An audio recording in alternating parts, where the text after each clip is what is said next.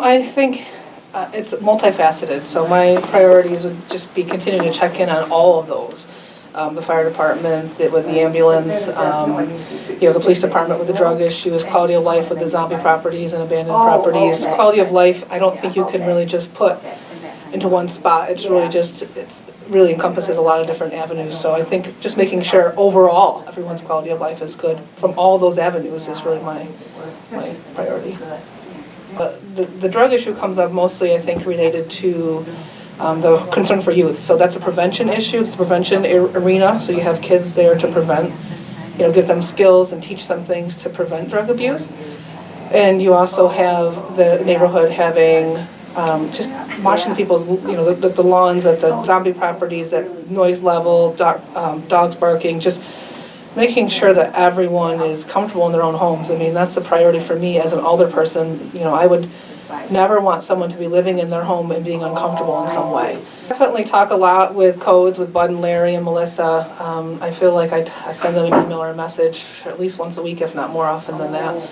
On that level, I also, send a message to Chief Murray with regarding to things quite a bit. He actually lives in the 6th Ward, so that's kind of nice. He's really well aware of the things going on in the 6th Ward. And I can attest to that because you copied me in. Yeah, on a couple of those emails, regarding public safety issues as well as any police issues. And again, the concern for you is just having that dialogue with the police department, and their presence with youth is critical and important. And I'm also good personal friends and know Dan Smith well, and obviously working at Elderwood with the healthcare arena, I see the ambulance and their folks. So I feel like they're the spear, they're the people that are out there that are really doing the groundwork with our community, and I feel like I talk with all of those folks pretty regularly. So Jessica, I've been thinking about the quality of life in this announcement today. So what struck me the most was the quality of life meeting was the first time when we met in March, was the first time as an older person that I really felt like, wow, I can really do something here.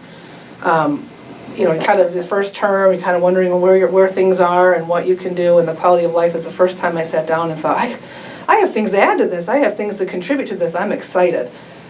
So as part of my job, working for the adult daycare program, I worked a lot with HAT. So I was really closely working with HAT with their transition, with transportation, with medical answering service, and I was calling HAT probably 7 or 8 times a day. So I know how their functions work with the Medicaid transportation, so I really felt like, I can really add to this. And then we had the codes and fire department come in, and like I said, I see the ambulance people, I know the healthcare system, I know the network, I know how those things work.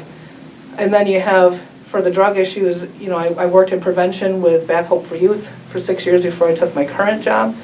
So I really feel like I have an awareness of, what happens with drugs and the opioid problems. So I really, for the first time, felt like that was an arena that I can really contribute to. So I feel like my 14 years of work experience in one way or another I'm really proud to be a part of that committee, and to be a chairperson of that committee just is so honoring, and I'm really excited.